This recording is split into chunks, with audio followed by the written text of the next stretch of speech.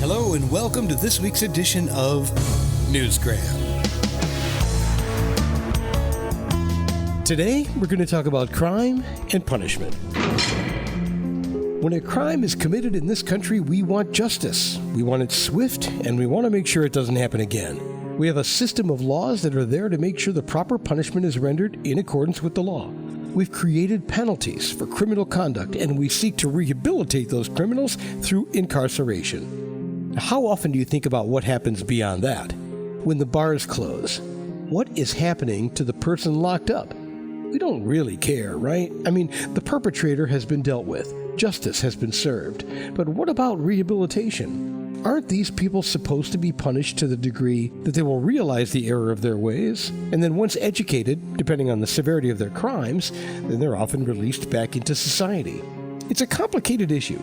I came across a book written by Ron Wilson. It focuses on the system of justice in Australia, and it's titled Joseph Akeroyd, Rediscovering a Prison Reformer.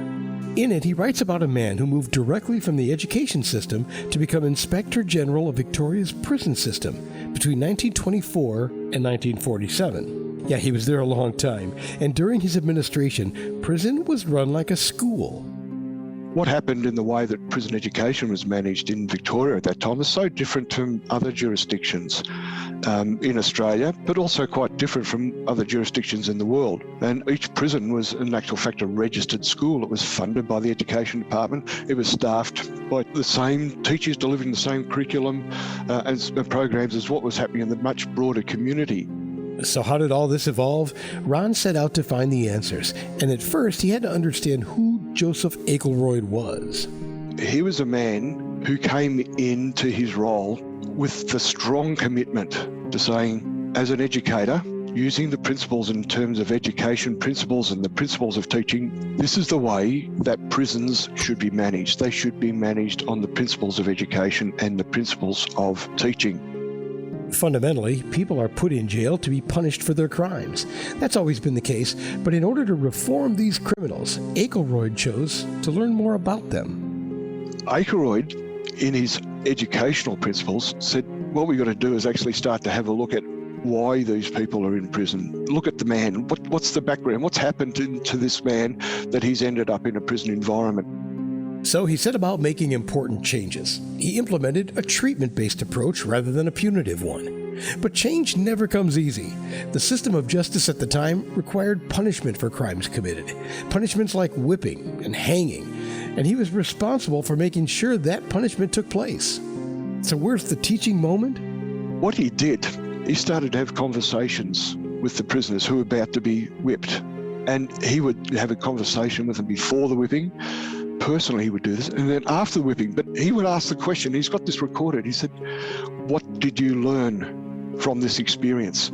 With those guys who were going to be hanged, he applied the similar sort of a structure. Now, he couldn't have the conversations with someone after they'd been hanged, but what he did do was able to have the conversations with other prisoners around saying, what did this experience of you being so close to a hanging, what did it tell you? What did you learn from that? What was the experience that you gained? So he would have those conversations. Utilizing his education background, Joseph Akeroyd revolutionized the way prisons and prisoners in Victoria were managed, with lasting results. Many of his reforms are still around today. I found this book interesting because it not only talks about Akeroyd's educational approach, but it does so by reflecting on stories of modern-day interactions between teachers and prisoner students. There are all kinds of personal stories where Akeroyd interacted with infamous criminals that talk about thwarted escape plans, being wrongfully convicted and getting that conviction reversed, or his recording of the final days of a man who was about to be hanged.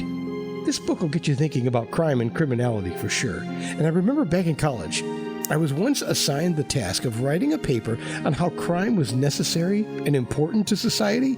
It seems crazy, right? Now, I'm not advocating crime, but it does push and shape our moral boundaries.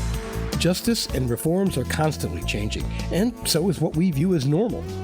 Ron Wilson understands this, and he chose to focus on one of the pioneers in this type of thinking. His book, Joseph Akeroyd, Rediscovering a Prison Reformer, is a glimpse into education and prison management and one man's inner conflict with reform techniques. The book is available online at various places, and there are links to it right here in the show notes. And that'll do it for this edition of Newsgram.